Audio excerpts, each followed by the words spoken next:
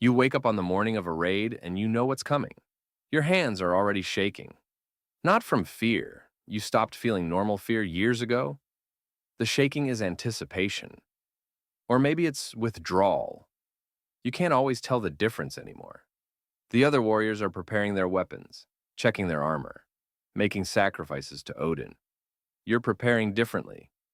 You have a pouch of mushrooms, Amanita muscaria, fly agaric, the red-capped fungi that grow in the forests. You have henbane seeds. You have a mixture your vulva prepared, herbs and fungi and things you don't ask about. You'll consume these before battle, and then you'll stop being human. This is what it was really like to be a berserker in the Viking Age, not the glorious warrior from legends.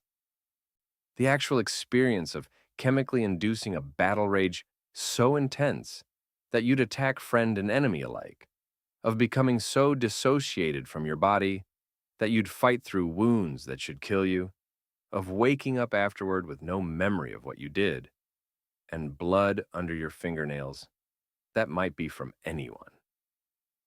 Let's start with how you became a berserker, because this wasn't a career path you chose as a child.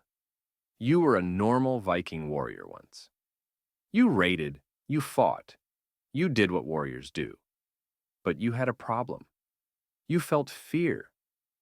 Normal, rational fear that made you hesitate in battle, made you defensive when you should attack, kept you alive, but also kept you from achieving the kind of glory that brings wealth and reputation. Someone told you about the Berserkers, elite warriors who fought without fear, without pain, without mercy. Men who could turn the tide of battles through sheer ferocity. Warriors so valuable that jarls would pay fortunes to have them in their war bands. The stories describe them as touched by Odin, capable of supernatural feats, immune to weapons. The reality was drugs and conditioning, but you didn't know that yet. You sought out a berserker, an older warrior with a reputation. His name was Bjorn, and he was famous for having survived 30 raids. Most berserkers didn't live that long. You asked him to teach you. He looked at you for a long moment, seeing something in your eyes. Desperation, maybe, or the kind of recklessness that makes good berserkers. He agreed. The training started simply. Combat drills, nothing unusual. But Bjorn added elements that regular warriors didn't practice. Fighting while exhausted. Fighting while injured. Fighting in situations where retreat was impossible. He was teaching you to ignore your body's survival instincts, to push past the signals that tell normal people to stop. Then came the psychological training.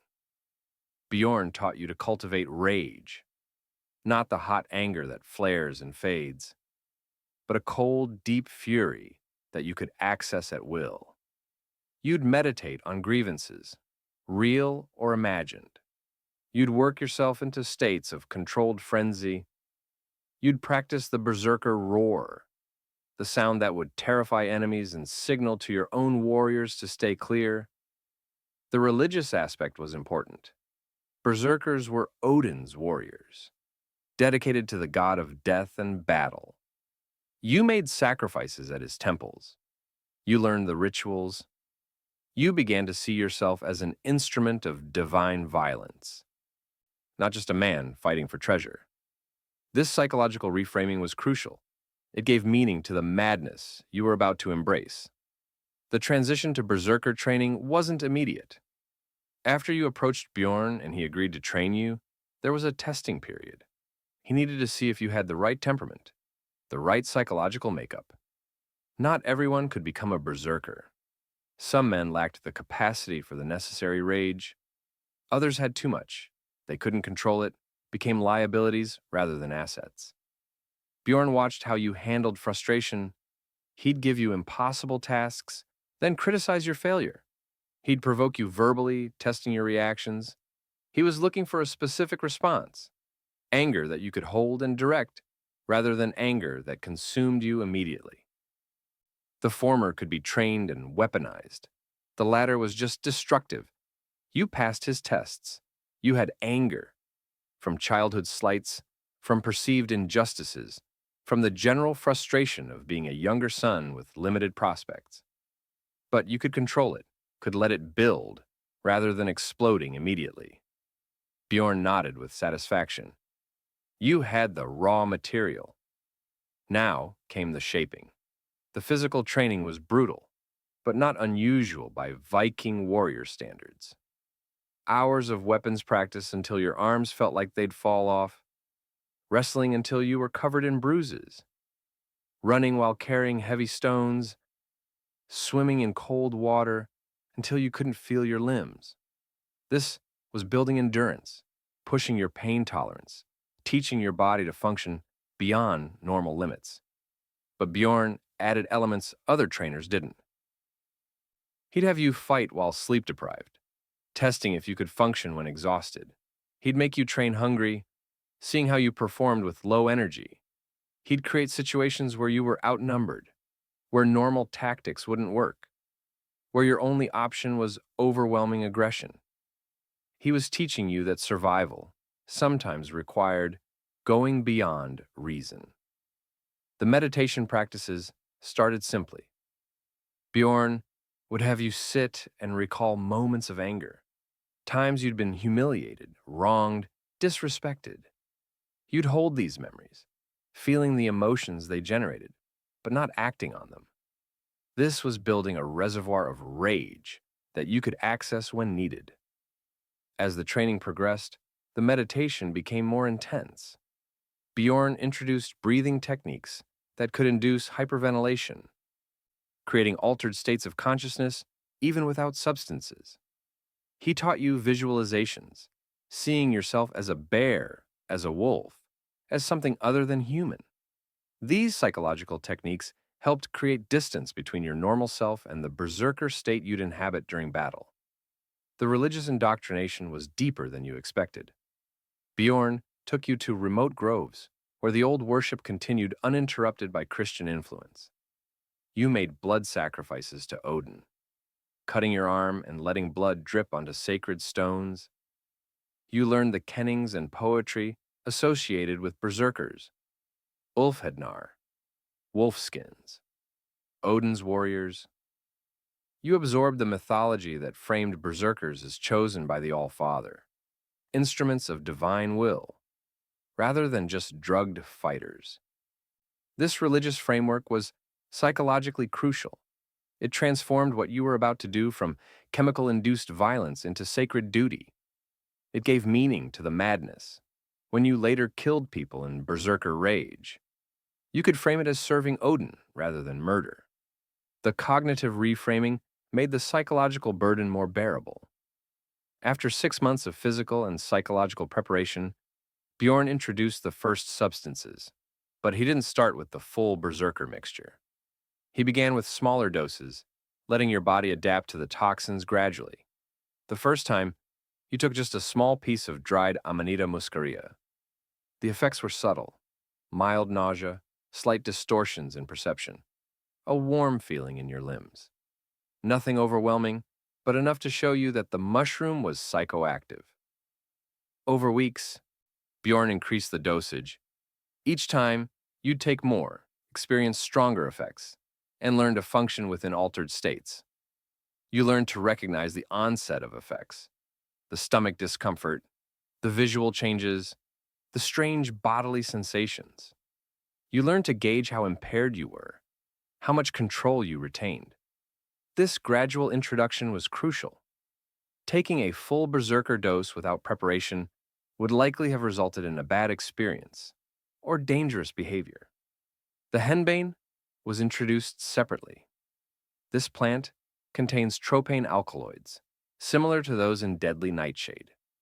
In small doses, it creates delirium, hallucinations, a sensation of flight. In larger doses, it's lethal. Bjorn had you try tiny amounts, watching carefully for adverse reactions. The henbane would be part of the final mixture, creating additional psychological effects that enhanced the berserker state. The full berserker preparation was a carefully balanced mixture. Dried Amanita muscaria provided the base, creating dissociation, reducing pain sensitivity, enabling the rage. Henbane added delirium and hallucination, making you seem even more frightening to enemies, and creating psychological distance from your actions. Sometimes other ingredients were added: alcohol to lower inhibitions, herbs to increase heart rate, substances whose exact nature Bjorn kept secret. Your first full dose was administered under controlled conditions. Bjorn had other experienced berserkers present, men who could restrain you if necessary. You drank the mixture. It tasted foul, bitter, and earthy, and wrong. Within 20 minutes, the effects began. Your stomach churned. The world started to shift and breathe. Colors became too bright. Sounds were too loud. Your skin felt like it was crawling. Then came the dissociation. You could see yourself from outside your body, as if watching from above. Your sense of self fractured. There was the part observing and the part acting, and they didn't feel fully connected. This split consciousness would become familiar, the state you'd inhabit during battles. The observer watching while the actor killed. The rage built slowly at first, then faster. It wasn't directed at anything specific, just a general fury, a need to destroy something, anything. Bjorn had set up wooden posts and straw dummies. You attacked them with a practice axe. The blows came without thought, without technique, just raw aggression. You weren't trying to fight skillfully. You were trying to demolish, to destroy, to rip apart. Bjorn let you exhaust yourself. It took longer than you'd expected. The substances gave you unnatural endurance. You fought the dummies for what felt like hours, screaming, hitting, not feeling the impacts jarring your arms and shoulders. Eventually you collapsed, the rage spent, your body giving out. The come down was terrible. Bjorn gave you a mixture to drink, probably more herbs, maybe something to counteract the worst effects. But there was no easy descent from the berserker state. Your body shook uncontrollably. You vomited multiple times. Your head pounded. You felt weak, confused, vulnerable. The contrast with the power you'd felt moments before was jarring. Bjorn explained that this was normal, that every berserker experienced the crash. Some handled it better than others. Some learned to moderate the come down with additional substances. But there was no avoiding it completely. What goes up must come down, and the higher you went, the harder you fell. You trained in the berserker state dozens of times over the following months. Each time you learned more control. You learned to retain some awareness even in the rage. Enough to distinguish friend from foe, enough to direct your violence toward intended targets. You learned techniques to extend the berserker state or to come down from it more quickly. You learned to function as a weapon that could be aimed. The other berserkers in training became your cohort, though not exactly your friends. You shared the experience of transformation, understood what the others were going through. But there was competition too. For Bjorn's approval, for eventual positions in prestigious warbands, for survival. Not everyone would make it through training. Some would fail, unable to handle the substances or control the rage.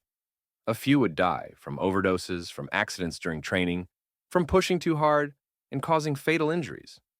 One trainee named Egil couldn't control the rage at all. During a training session, he attacked another trainee with a real weapon instead of training gear. He killed the other man before anyone could stop him. Bjorn had to beat Egil unconscious to end the attack. Egil was expelled from training, branded as unfit, sent away in disgrace. You heard later that he'd tried to become a berserker anyway, died in his first real battle when he entered the rage without proper preparation, and did something suicidally reckless. Another trainee, Haldor, seemed to master the berserker state perfectly during training, but during his first real battle, something went wrong. Maybe the stress of actual combat, maybe a bad batch of mushrooms, maybe just bad luck. He entered the rage, but couldn't come out of it. After the battle ended, he kept fighting, attacked his own side, killed 2 Vikings before he was cut down. His death served as a warning. The berserker state was powerful but uncontrollable, and even experienced practitioners could lose themselves in it. You completed your training after 18 months. Bjorn performed a ritual marking your transition, scarification on your chest, cuts that would heal into patterns, signifying you were a berserker. You were given your first set of proper berserker gear, the minimal armor, the specific weapons, a pouch containing your personal mixture of substances, carefully prepared to your body's tolerances. Bjorn also gave you a warning. He said that berserkers rarely lived past 30. The lifestyle was too destructive. The substances, the wounds, the psychological toll. He'd known dozens of berserkers over his long career. Most died in battle, which was the best outcome. The others deteriorated physically or mentally until they were useless, then drank themselves to death or walked into the sea or found other ways to end it. There was no comfortable retirement for berserkers. You heard the warning but didn't fully internalize it. You were young, felt invincible, believed you'd be one of the exceptions. Every young warrior thinks they'll survive while others fall. Berserkers were especially prone to this delusion. The substances in the role made you feel superhuman, above normal limitations. The idea that you were mortal, vulnerable, already on a path toward destruction seemed abstract and distant. Your first warband was led by a jarl named Sigurd, who specialized in raids along the English coast. He paid well and had a reputation for successful campaigns. He maintained several berserkers as part of his force. Insurance against difficult targets, shock troops for hard battles, symbols of his power and wealth. Being berserker in Sigurd's band was a prestigious position, though also demanding. He expected his berserkers to perform, to justify their higher pay and status. The other berserkers in Sigurd's band were a mixed group. There was Orm, the older veteran who'd been fighting for 2 decades, covered in scars, functional but clearly damaged. There was Thorstein, closer to your age, only a year into his berserker career, still enthusiastic about the glory. There was Kettle, who'd been a berserker for 5 years and was already showing signs of deterioration, shaking hands, episodes of inappropriate rage, substance dependence that was obvious to everyone. You observed these men carefully, seeing possible futures. Orm represented survival, but at high cost, still alive but barely human, held together by routine and rage. Thorstein represented where you were now, new, excited, not yet fully damaged. Cadel represented the warning. What happened when the lifestyle broke you? When the substances took over? When you started losing control? The raids themselves followed patterns. Sigurd would receive intelligence about targets, monasteries, small towns, trading posts. He'd plan the approach, usually by ship, hitting the target at dawn when defenses were minimal. The regular warriors would handle the actual raiding, securing the area, gathering plunder, managing captives. The berserkers were held in reserve, deployed only if resistance was stronger than expected or if Sigurd wanted to create terror and break enemy will quickly. Before each raid, you and the other berserkers would prepare separately from the main force. You'd perform rituals, sacrifices to Odin, prayers for victory, chanting that helped induce the right mindset. Then, you'd consume your substance mixtures, carefully measured amounts that each berserker had personalized over time. The dosage was critical. Too little, and the berserker state wouldn't fully manifest. Too much, and you'd be uncontrollable, or poisoned. The onset of effects took 15 to 30 minutes. During that time, you'd wait, feeling the changes begin, watching the world transform. The other warriors would avoid you during this period. Everyone knew that approaching berserkers who were entering the rage state was dangerous. You and the other berserkers would stay together, feeding off each other's energy. The collective transition, amplifying individual experiences. When the effects peaked, Sigurd would unleash you. The berserker squad would charge ahead of the main force, screaming, weapons raised. The psychological impact on defenders was immense. Half-naked men running at you, screaming inhumanly, seemingly impervious to fear or pain. Many defenders would break and run at the sight. Those who stood and fought found themselves facing opponents who didn't react normally, who didn't flinch from wounds, who attacked with single-minded fury. Your first day on the job, you're sent to a neighborhood where several cases have been reported. You walk through streets that are already transforming into something nightmarish. Bodies lie in doorways, waiting for collection. Windows are marked with crosses to indicate plague houses. People peer at you from windows, terrified, desperate, hoping you can help, but also knowing that your presence means death is near. You knock on a door marked with a red cross. A woman opens it, her face haggard with exhaustion and fear. She leads you to an upstairs room where her husband lies on a bed. You can smell the disease from the doorway, a sweet rotting smell that you'll never be able to fully describe or forget. The man is in the late stages of plague. His skin is covered in black spots, the plague lesions that give the disease its name. Buboes, swollen lymph nodes the size of eggs or apples, bulge from his neck, armpits, and groin. Some have burst, leaking pus and blood. His breathing is labored, rattling. He's barely conscious. You don't need medical training to know he's dying. Your second raid was against a fortified manor in Wessex. The local thegn had been warned of Viking activity and had gathered his household warriors and local fyrd for defense. The manor had wooden walls and was situated on high ground, a difficult target. Sigurd tried negotiation first, offering to leave in exchange for silver. The thegn refused, confident in his defenses. Sigurd sent in the Berserkers. You and the other 3 Berserkers charged up the hill toward the manor gates. Arrows fell around you.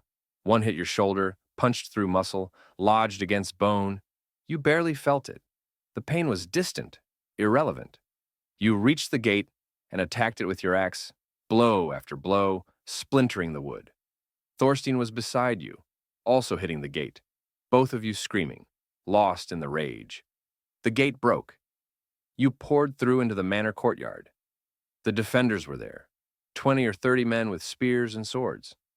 In normal combat, 4 men against 30 would be suicide. But you weren't in normal combat. You were in the berserker state, dissociated from fear and pain, attacking with absolute commitment. What happened next was captured in fragmented images. A spear thrust at you.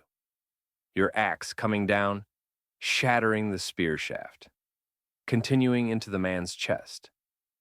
Blood spraying. Someone hitting you from the side. You felt the impact, but not pain. Turning, striking, the satisfying resistance, and then give as your blade bit into flesh. More men, more targets. The rage demanding release through violence. Somewhere in the chaos, you were wounded multiple times. A sword cut your thigh deeply. An axe blade caught your ribs, probably cracked them. Someone hit your head. Your helmet saved you from the worst, but you'd have a concussion later. None of it stopped you. The berserker state provided analgesia. Pain signals reached your brain but were processed differently. Didn't trigger normal responses. The regular Vikings poured through the gate you'd opened, overwhelming the defenders. The battle was over quickly once the walls were breached. You stood in the courtyard afterward, covered in blood, yours and others, breathing hard, slowly coming down from the chemical high. The arrow was still in your shoulder.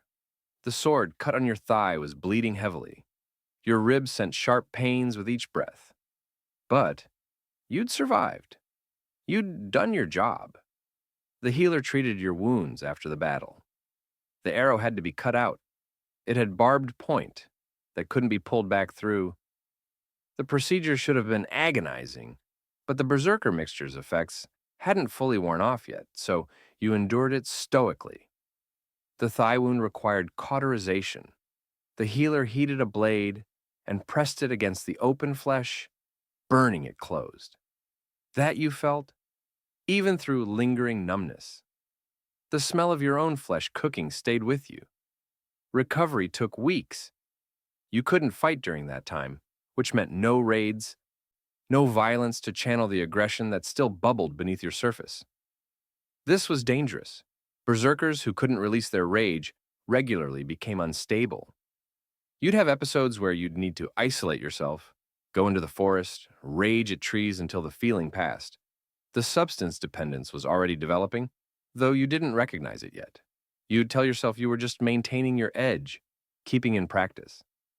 But really, you were taking small amounts of the mushrooms, even when no battle was imminent, seeking the feeling they provided, the sense of power and transcendence that normal consciousness lacked. During the recovery period, you spent time with Orm, the veteran berserker. He shared his experiences, trying to prepare you for what was coming. He said the first few years were the easiest. Your body could still handle the punishment. Your mind hadn't accumulated too much trauma yet. But it got harder. The wounds accumulated. The psychological damage deepened. The substances stopped working as well, requiring higher doses to achieve the same effects, creating stronger dependence and worse side effects. Orm showed you his body, covered in scars from decades of fighting. He pointed out which wounds still caused him pain, which joints didn't work properly anymore, which parts of his body had never fully healed. He said every veteran berserker was a walking catalog of injuries, held together by habit and stubbornness, and the knowledge that there was nothing else they could do. He also talked about the mental toll. He said the worst part wasn't the fear or the violence. It was the dissociation bleeding into normal life. He'd have episodes where he'd lose time, find himself somewhere with no memory of how he got there. He'd see things that weren't there, hallucinations from years of substance use. He'd react to minor provocations with berserker rage, creating problems in ordinary social situations. The boundary between his berserker self and his normal self had eroded until he was never fully either, always something unstable in between. Orm said he kept fighting because he didn't know how to stop. Being a berserker was his identity, his only skill, his purpose. Without it, he'd be nothing, useless, a damaged man with no place in society. So he continued taking the substances, continued entering the rage state, continued fighting, despite knowing that each battle increased the cumulative damage, brought him closer to the point where he'd either die or become so broken he couldn't function at all. This conversation disturbed you more than the wounds or the violence. Orm was showing you your future. Not a glorious death in battle, but slow deterioration. Losing yourself piece by piece, trapped in a cycle you couldn't escape. You saw yourself in 20 years, if you lived that long, similarly scarred and damaged and trapped. The thought was terrifying, but also somehow inevitable, as if this path only led one direction. Your third major battle was in Ireland, part of a larger campaign against the Irish kingdoms. The target was a fortified monastery that supposedly contained significant wealth. The monastery had stone walls and was defended by a combination of monks and local warriors. Sigurd brought his full force, including all 4 berserkers. The battle went wrong from the start. The defenders were better organized than expected. They had archers positioned well, had blocked the obvious approaches, had prepared for a Viking attack. The initial assault failed, with Vikings taking heavy casualties before reaching the walls. Sigurd regrouped and decided to send in the berserkers to break the deadlock. You took a double dose of the mixture. Sigurd wanted maximum aggression, maximum shock value. The effects hit harder than usual. The dissociation was more complete. You weren't watching yourself from outside anymore. You weren't there at all. There was just the rage thing using your body, and it didn't care about survival, only about destroying targets. You don't remember the battle clearly. Fragments only, running at stone walls, arrows hitting you, at least 3, maybe more, climbing somehow, the rage giving you strength beyond normal limits. Fighting on the walls, a man with a spear, your hands around his throat, squeezing until something crunched. falling or jumping from the wall into the monastery courtyard. More fighting, blood everywhere. A building on fire, no idea how it started. When consciousness returned properly, the battle was over. You were sitting against a wall, covered in blood and wounds, shaking violently. Thorstein was dead, killed by multiple sword strikes while in berserker rage, had fought until he physically couldn't continue, then collapsed and bled out. Ketil was severely wounded, an axe blow to the head that had caved in part of his skull. He was still alive but unresponsive, eyes empty. He'd die 3 days later without ever regaining consciousness. You had taken 4 arrows and a spear thrust that had gone completely through your side. The arrows were protruding from your chest, back, and leg. The spear wound was serious, but had somehow missed vital organs. The healer was amazed you'd survived, said that only the berserker state could have kept you functioning through such wounds. He also said the wounds might still kill you. Infection was a serious risk, as was internal bleeding that might not show symptoms immediately. Recovery took months this time. The wounds were worse, the cumulative damage starting to show. Your body wasn't healing as quickly or as completely. Scar tissue formed thick and inflexible. Some wounds closed, but left chronic pain or limited range of motion. You were picking up permanent disabilities, the kind that would affect your combat effectiveness even when not in berserker state. The deaths of Thorstein and Ketil affected you deeply. These were men you'd trained with, fought beside, shared the berserker experience with. They'd been alive, and now they weren't. Their particular configuration of personality and memory and experience simply gone. You'd seen many people die in battle, had killed many yourself. But the deaths of fellow berserkers felt different, more personal, more like looking at your own eventual fate. Sigurd recruited new berserkers to replace Thorstein and Ketil. Watching them arrive, young, eager, not yet damaged, was like looking at yourself 2 years earlier. They had no idea what they were getting into. They saw the glory and status, didn't understand the cost. You wanted to warn them, but knew they wouldn't listen. You hadn't listened to Orm's warnings. Everyone had to learn these lessons personally. The campaigns continued. More raids, more battles, more wealth accumulated. Your share of the plunder was substantial. Berserkers were paid well. You sent some silver home to your family, invested some in land, used some to buy better weapons and equipment. You were becoming wealthy by common standards, though you had little opportunity to enjoy it. Most of your time was spent either fighting or recovering from fighting. Your reputation grew. The berserker who survived 4 arrows and a spear thrust became a story told in mead halls.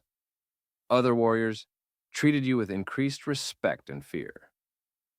Jarls competing with Sigurd tried to recruit you, offering higher pay. You became a known quantity in the Viking world, a berserker with proven survival skills, valuable to any warband. But the psychological damage was accumulating faster than the physical injuries. The dissociation was bleeding into normal life more frequently. You'd have episodes where you'd lose time, snap back to awareness, unsure of what you'd been doing for the past hour. You'd react to perceived threats with disproportionate aggression. Someone bumping into you accidentally would trigger the start of berserker rage, forcing you to leave situations quickly before you hurt someone. The nightmares intensified. You'd dream you were trapped in berserker state permanently, unable to come down, forced to watch yourself kill everyone around you. Or you'd dream of everyone you'd killed, their faces surprisingly clear, even though you hadn't consciously remembered them. They'd ask why you killed them. You never had good answers. Sleep became increasingly difficult. You'd avoid it for days, staying awake through exhaustion, because sleep meant nightmares. When you finally collapsed from fatigue, you'd sleep fitfully, waking frequently, sometimes screaming. The other warriors learned to sleep away from you. Your night terrors were disturbing, and you'd sometimes wake up swinging before you realized where you were. The substances became a bigger part of your daily life. You needed them to fight, but you also started using them recreationally. seeking the escape they provided from normal consciousness.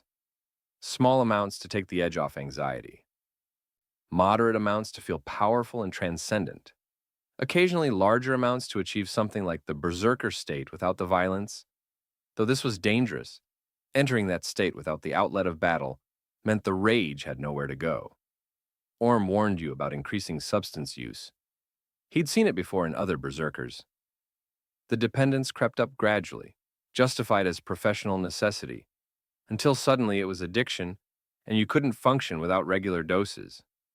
He said the withdrawal symptoms could be severe: shaking, sweating, hallucinations, uncontrollable rage, sometimes seizures.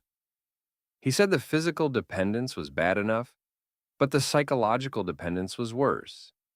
You'd crave the feelings the substances provided, the sense of power and escape, and normal consciousness would feel inadequate by comparison. You tried to moderate your use, limiting yourself to battle preparations only. This worked for a while, but the cravings were always there. Nagging thoughts about how much better you'd feel if you just took a small amount.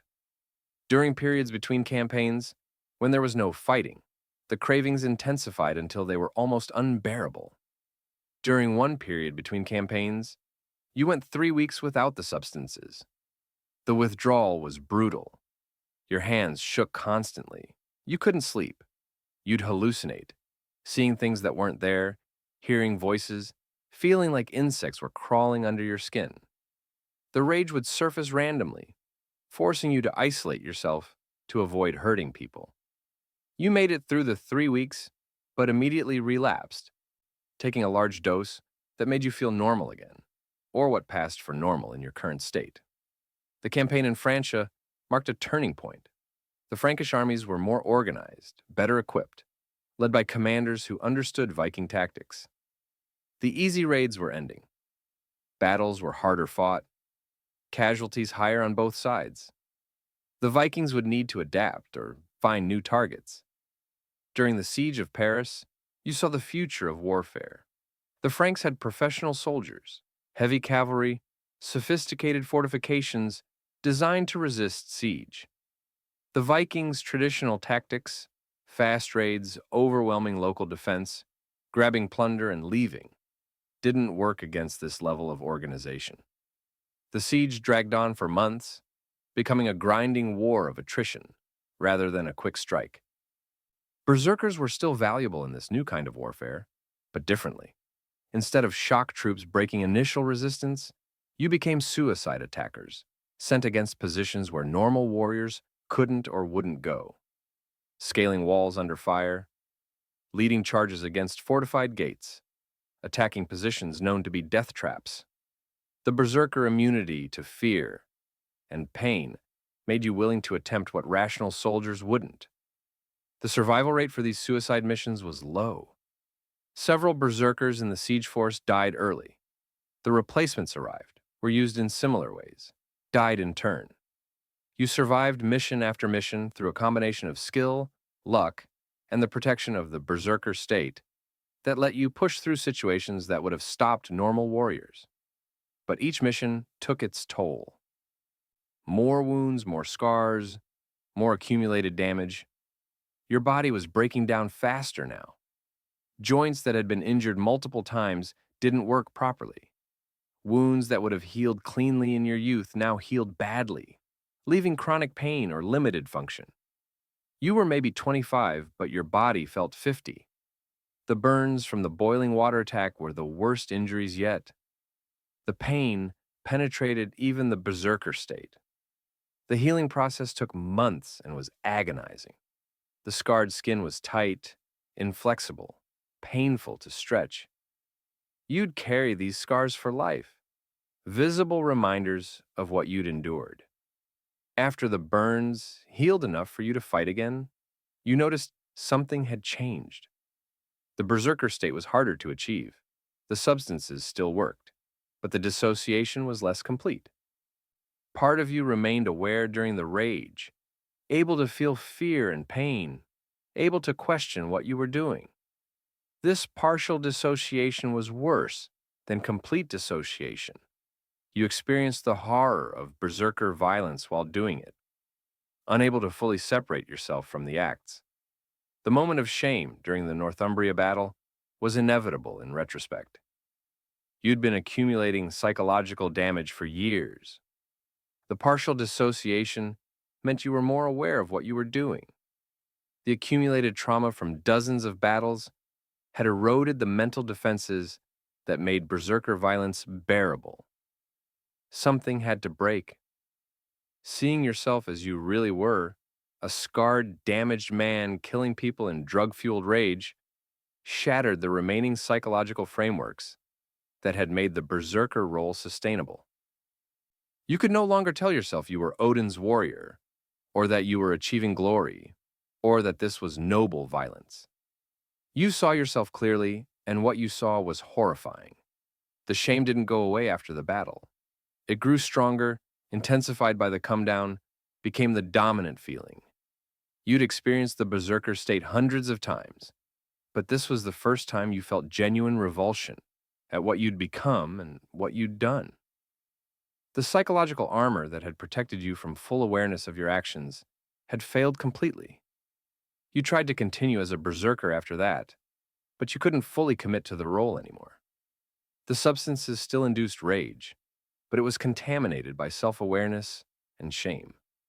You'd enter the berserker state, but part of you would be watching, horrified, trying to pull back. This split made you less effective as a weapon and more dangerous to yourself. When you started refusing to take the substances before battles, Sigurd understood immediately what was happening. He'd seen berserkers break before. Some broke physically. Their bodies gave out, couldn't handle more abuse. Others broke psychologically. They lost the ability to enter the berserker state, or couldn't control it, or became suicidal. You'd broken psychologically, developed enough self-awareness that you couldn't voluntarily enter the dissociated rage state anymore. Sigurd's decision to expel you was practical from his perspective. A broken berserker was worthless to him, a liability rather than asset. He paid you a severance, generous by ordinary standards, but a fraction of what you'd earned him over the years.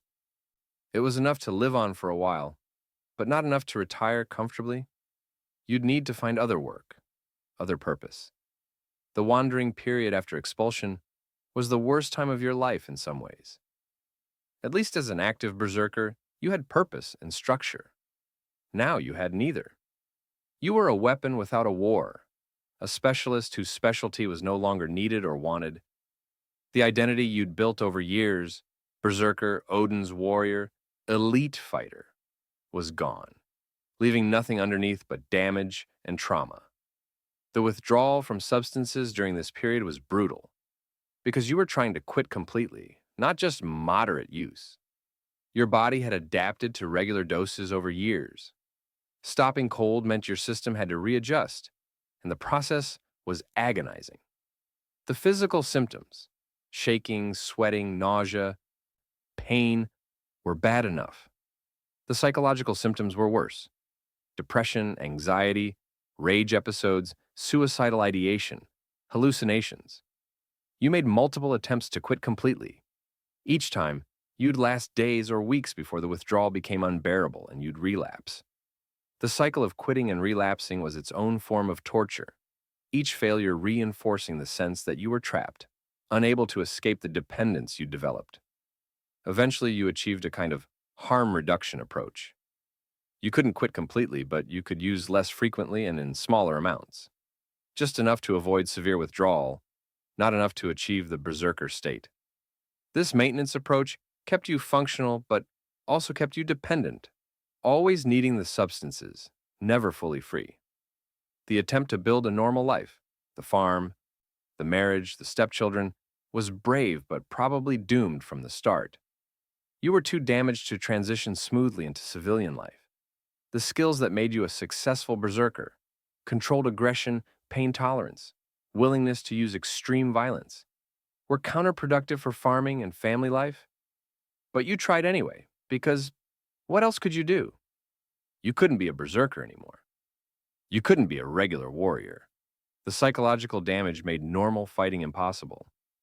Your only option was to attempt something completely different, to reinvent yourself as something other than a weapon. The attempt was admirable, even if the success was limited. Your wife understood you were damaged, but probably never fully grasped the extent of it. How could she? She hadn't experienced the berserker state, hadn't killed dozens of people, hadn't spent years dissociating from violence, and then trying to reassemble a functional self from the fragments. She saw a scarred veteran trying his best to be a good husband and father. She didn't see the internal struggle, the constant effort required to maintain control, the proximity to violence that was always present. The stepchildren's fear was natural and appropriate. Children have good instincts about danger.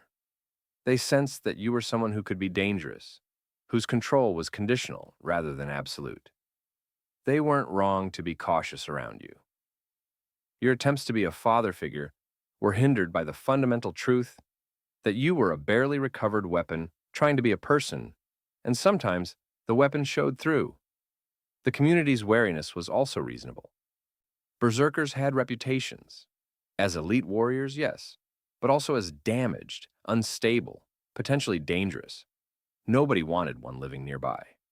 The fact that you were trying to retire peacefully didn't erase years of being a professional killer. The social distance you experienced wasn't personal rejection. It was collective risk management. People were protecting themselves and their families from someone they correctly identified as a potential threat. The younger generation's reduced interest in becoming berserkers reflected larger changes in Viking society. Christianity was spreading, bringing different values and discouraging the pagan warrior culture.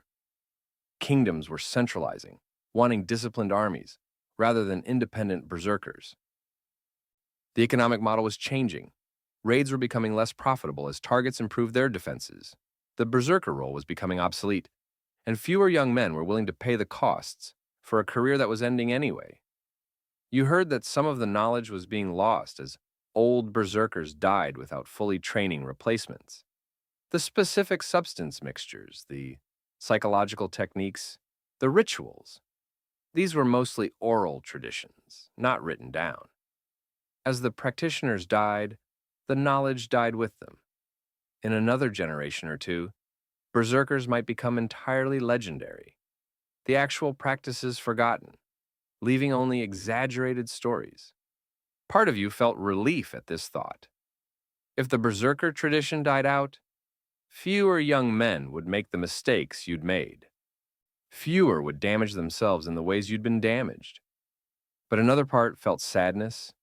You'd sacrificed so much for a tradition that was ending, meaning that suffering was for nothing, served no lasting purpose. The guilt about refusing to serve when other jarls called stayed with you. You had expertise that could help in battles. You'd survived situations that killed others. Your experience was valuable, but you couldn't do it again. The psychological cost of the berserker life had been nearly fatal. Returning to it would definitely destroy whatever remained of your sanity. This wasn't cowardice.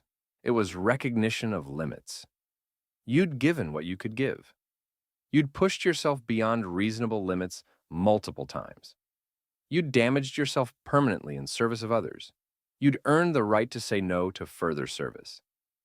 But the guilt remained anyway, because you knew people might die in battles you could have helped win. The weight of the dead stayed with you always, not the enemies you'd killed in battle. Those deaths you could justify as warfare, as your role, as service to your jarl. But the collateral deaths haunted you.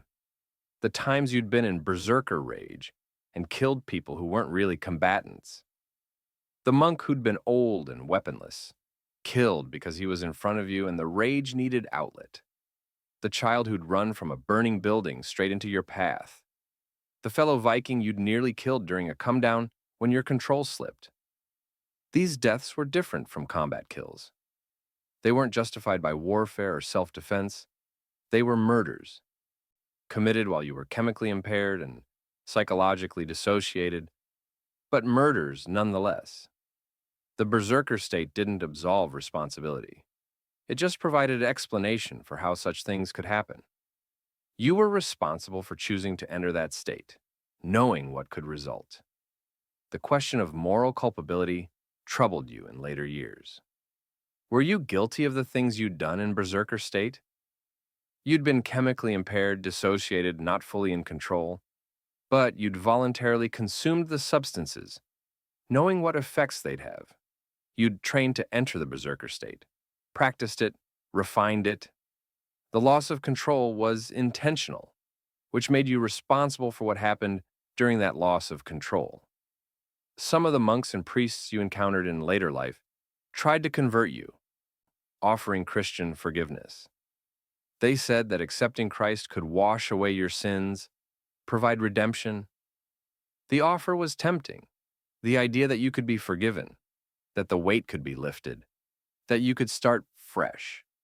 But it felt too easy, like escaping consequences rather than accepting them. You'd done terrible things. Cheap absolution didn't seem adequate.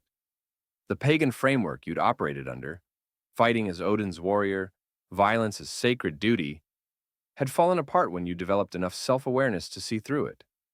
But you couldn't fully embrace Christianity either. Couldn't believe that simple conversion would undo years of violence. You existed in a religious and moral limbo, belonging to neither the old ways nor the new, carrying guilt without clear path to redemption. The physical deterioration continued as you aged. The old wounds ached constantly, worse in cold or damp weather. The injuries that hadn't healed properly limited your range of motion, made certain movements difficult or impossible. The cumulative damage to joints, knees, shoulders, elbows, created chronic pain that you learned to live with but never escaped. Your body was a map of violence, each scar and limitation telling a story of survival at high cost. The substance damage manifested in other ways, too. Your liver was compromised from years of processing toxins. You couldn't drink alcohol normally anymore, would get sick from amounts that wouldn't affect others. Your kidneys were damaged, causing problems with fluid balance and waste elimination. Your neurological function was impaired, tremors in your hands, occasional seizures, memory problems that got worse over time. The mushrooms and henbane had poisoned you slowly over years, and the effects were irreversible. Your teeth rotted and fell out, partly from poor nutrition during campaigns, but mostly from the acidic vomiting that accompanied substance use and withdrawal. By your 40s, you'd lost most of your teeth, making eating difficult, affecting speech, aging you further. This was common among older berserkers. The few who lived long enough to have the problem all had similar dental issues. The scars attracted attention. People would see them and know immediately you were a veteran of serious violence. Some would ask for stories, young men wanting to hear tales of battle, glory seekers romanticizing warfare. You'd usually refuse. The stories they wanted to hear weren't the ones you had to tell. They wanted heroic narratives. You had traumatic memories. The gap between their expectations and your reality was unbridgeable. Occasionally, you'd encounter other veterans, men who'd fought, who'd killed, who carried their own trauma. These conversations were different. You didn't need to explain or justify. They understood the weight, the nightmares, the difficulty of returning to normal life. There was comfort in the shared understanding, but also sadness. You were members of a club nobody wanted to join, connected by damage rather than joy. The younger generation sometimes expressed admiration for berserkers, viewing them as romantic warrior figures from a heroic past. You found this disturbing. They were romanticizing trauma, glorifying what had been survival and suffering. You wanted to tell them the truth, that being a berserker meant chemical dependence, psychological dissociation, permanent damage. But they wouldn't listen. Young people never do, and maybe that's for the best. If everyone understood the true cost before starting, fewer would begin, and maybe society needs some people willing to pay terrible prices for necessary roles. Your relationship with your wife deteriorated slowly over years. She'd married a damaged man trying to heal, hoping that time and stability would help. But you weren't healing. You were managing, maintaining, coping. The damage was permanent. The best you could achieve was stability, not recovery. She eventually understood this, realized you'd never be whole, never be the partner she'd hoped for. The marriage continued from obligation and shared history rather than love or hope. The stepchildren grew up and left as soon as they could. They'd lived with your presence. The nightmares, the episodes, the underlying sense of danger, their entire childhoods. They were relieved to escape, to build lives away from the damaged veteran who'd tried to be their father. You didn't blame them. You'd have left too if you could have escaped yourself. The isolation deepened in old age. Your wife died. Illness, natural causes, the kind of death that seemed peaceful compared to what you'd witnessed in your youth. The community continued to keep distance. Your fellow Berserker survivors were mostly dead. Orm had died years ago. Others had fallen in battles or succumbed to cumulative damage. You were increasingly alone with memories and regrets. The dreams never stopped. Even decades after your last battle, you'd dream of the Berserker state, of violence, of the people you'd killed. Some nights, you'd dream you were trapped in the rage permanently, forced to watch yourself destroy everything around you. Other nights, you'd dream of specific kills, remembered in detail you didn't know you'd retained. The dreams were involuntary testimony, your mind refusing to let you forget what you'd done. You developed strategies for managing the dreams. You'd sleep sitting up, which reduced their intensity somehow. You'd keep a candle lit, the light providing some comfort. You'd have certain objects nearby, weapons actually, which felt wrong but helped you feel secure. The strategies didn't eliminate the dreams, but made them more bearable, let you get enough sleep to function. The substance cravings never fully disappeared. Even after years of minimal use, you'd still want them, especially during stress or when the pain got bad. The mushrooms had provided escape, relief from consciousness, and part of you still missed that. You'd learned to manage the cravings, to resist them most of the time. But they were always there, a permanent feature of your mental landscape. You tried to find meaning in what you'd done, to construct a narrative where the suffering served some purpose. You'd helped secure wealth for your community. You'd protected fellow Vikings during battles. You'd served jarls who used that martial power for their goals. But these justifications felt thin. Most of the violence you'd participated in was for plunder, not defense.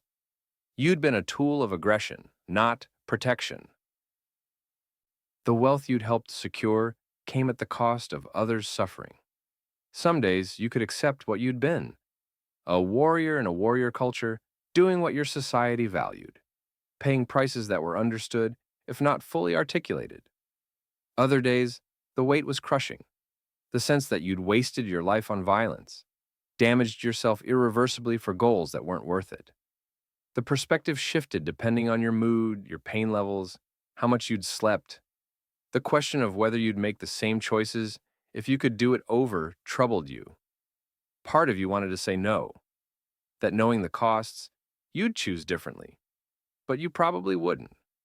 Young you was desperate for glory, for significance, for a way to transcend being a younger son with limited prospects. Berserker Path offered that. Young, you would make the same choice, because young you didn't understand the true costs and couldn't be made to understand through warnings alone. This created a strange compassion for your younger self. You'd made terrible choices, paid terrible prices, but you'd made those choices from ignorance and desperation, not malice. You'd been a tool as much as a perpetrator, shaped by a culture that valued warrior prowess, by a society that offered few paths to glory, by older berserkers who'd recruited you into their damaged tradition. Understanding this didn't eliminate responsibility, but added context. The writing you'd attempted on and off over the years never coalesced into a coherent account. The memories were too fragmented, too painful, too difficult to articulate. How do you describe the berserker state to someone who's never experienced dissociation? How do you convey the specific quality of trauma you carried? Language felt inadequate, too linear and logical for experiences that were neither. You destroyed most of what you'd written. It felt too raw, too revealing, potentially dangerous if it fell into wrong hands. Some of it might be misunderstood, taken as glorification rather than warning. Better to let the experiences die with you, the knowledge lost, the tradition ended. Let berserkers become legend, the ugly reality forgotten, leaving only heroic stories that bore little resemblance to truth. In your final years, you achieved a kind of peace, not happiness that seemed beyond reach, not redemption. You still carried the weight of what you'd done, but acceptance, maybe. You'd been a berserker. You'd paid prices that still haunted you. You'd survived when many didn't. You'd tried to build something afterward, with mixed success. You were damaged but alive, carrying testimony of an era that was ending. The younger generations had no idea what berserkers actually were. They knew the stories: warriors who fought in frenzied rage, who were immune to weapons, who turned battles tide through ferocity. They didn't know about the mushrooms, the dependence, the psychological damage. They didn't know that berserker immunity to weapons was really just analgesia from drugs and adrenaline, that you still got wounded, still accumulated damage, still died from injuries afterward. The legend had overtaken the reality. Maybe that was appropriate. Maybe the legend was more useful than the truth. The legend inspired courage, provided cultural heroes, gave meaning to violence. The truth was uglier: chemical dependence, trauma, waste. Society needed legends more than truth, and you were too tired to fight against that need. You wondered sometimes what people centuries in the future would make of berserkers. Would they understand what the role really was? Would they interpret it through their own cultural frameworks, miss the reality entirely? Would they romanticize it as your own culture had, creating new legends disconnected from experience? There was no way to know, but you suspected the truth would be lost, replaced by interpretations that said more about the interpreters than about the reality. The end, when it came, was mundane rather than glorious. Not death in battle, as young you would have wanted. Not dramatic suicide, as some broken berserkers chose. Just organ failure, your damaged body finally giving out, systems shutting down one by one. You died in your bed, alone except for a neighbor who'd been called when you became too weak to care for yourself. There was no priest, you'd refused. If there was afterlife, if there was judgment, you'd face it without intercession. You'd made your choices, done your deeds, paid your prices. Adding prayers at the end seemed dishonest, a last-minute hedge against consequences you'd earned. Your last thoughts were fragmented, returning to different periods of your life. You remembered being young, before becoming berserker, when you'd been relatively normal. You remembered the first time you'd entered the berserker state, the power and terror of it. You remembered specific battles, specific kills, specific moments when you'd nearly died or lost yourself completely. You remembered the attempts to build normal life, the partial successes and ultimate failures. But mostly, you thought about what it had all meant. You'd been a berserker, a role that had defined your life, shaped everything that followed, marked you permanently. You'd achieved things most people couldn't. You'd survived what killed others. You'd paid prices that still weighed on you at the end. And now, it was over. The whole strange, terrible journey, ending not with glory, but with quiet cessation. So, what was it really like being a Viking berserker? It was chemically inducing a state of dissociated rage that let you fight beyond human limits. It was becoming addicted to the substances and the psychological state they created. It was watching yourself commit acts of extreme violence from a strange outside perspective, barely forming memories, coming back to consciousness unsure of what you'd done. It was being valued as a weapon but feared and isolated as a person. It was the respect and dread in other warriors' eyes. It was knowing that your comrades would never be your friends, that you'd fight alongside them but always apart from them, always other. It was the loneliness of being human but being treated as something else. It was the physical destruction, wounds fought through without feeling, bones broken and not properly healed.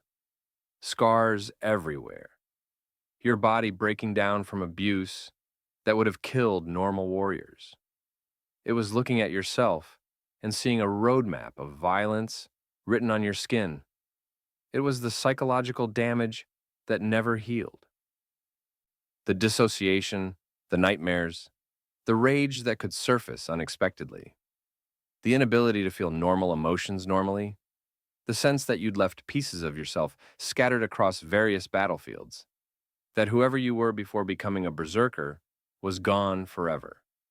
It was the dependence on substances that were slowly poisoning you, the withdrawal symptoms when you tried to stop, the cravings that never went away completely, the knowledge that your liver and kidneys were failing from years of toxins, that your brain chemistry was permanently altered, that you damaged yourself in ways that couldn't be undone. It was glory without joy. You achieved legendary status, were remembered in stories, earned wealth and reputation. But you couldn't enjoy any of it because the person who would have enjoyed those things was gone, replaced by something harder and emptier. The glory was real, but it was hollow, tainted by everything you'd done and become to achieve it. It was watching other berserkers die, in battle, from injuries, from substance abuse, from suicide when the psychological damage became unbearable. It was understanding that this was probably your future too, that berserkers don't get to retire peacefully, that the path you'd chosen had one inevitable destination. It was the moments of clarity during the rage state, brief flashes where you'd see what you were doing, the violence, the blood, the faces of the people you were killing, before the dissociation reasserted itself and you continued. Those moments haunted you afterward, broke through the psychological barriers that usually prevented you from fully acknowledging what you'd done. It was trying to return to normal life and discovering that you couldn't. The skills that made you a valuable berserker, the controlled fury, the ability to disregard pain and fear, were liabilities in civilian life. You were a weapon trying to be a tool, a destroyer trying to be a creator, and the transition was impossible. It was understanding too late that becoming a berserker was a one-way transformation. You could stop being active, stop taking substances, stop fighting, but you couldn't stop being damaged. The person you were before was gone. The person you became, through berserker training, would be who you were until you died. Most of all, it was regret. Not the clean regret of wishing you'd made different specific choices, but a deep, existential regret that you'd traded your humanity for effectiveness, your future for glory, your life for violence. You'd been offered a chance to be extraordinary and taken it without understanding the price. Now you knew the price, and it was everything. Being a Viking Berserker meant being legendary, feared, valuable, and also broken, isolated, addicted, and haunted. It meant achieving a kind of immortality in stories while dying inside long before your body stopped functioning. It meant being remembered as a hero while knowing you were really just a man who took drugs and killed people until it destroyed him. That was the truth behind the legend. Not divine fury or supernatural power, just chemistry, conditioning, and trauma. Just young men desperate for glory, being offered a path that seemed heroic, but was really self-destruction dressed in battle gear. Just weapons being forged from human beings, used until they broke, then discarded when they no longer functioned. You were a berserker. Past tense because whatever else you might become, you'd never stop being defined by what you were. The scars proved it. The nightmares proved it. The rage that still lurked beneath everything you did proved it. You'd been transformed into a weapon, and weapons can't be turned back into men. You could only hope to rust slowly, to become dull enough that you stopped hurting the people around you, to find some small peace in the years before the damage you'd done to yourself finally caught up completely. That was being a berserker. That was the choice you made and couldn't unmake. That was the legend lived from the inside. That was what the stories never told. And in your final moment, understanding that this destruction had been the point all along. Berserkers were designed to be weapons, and weapons are meant to be used until they break. You'd fulfilled your purpose, survived longer than most, paid every price that was asked, and more. The end. Finally, mercifully, the end.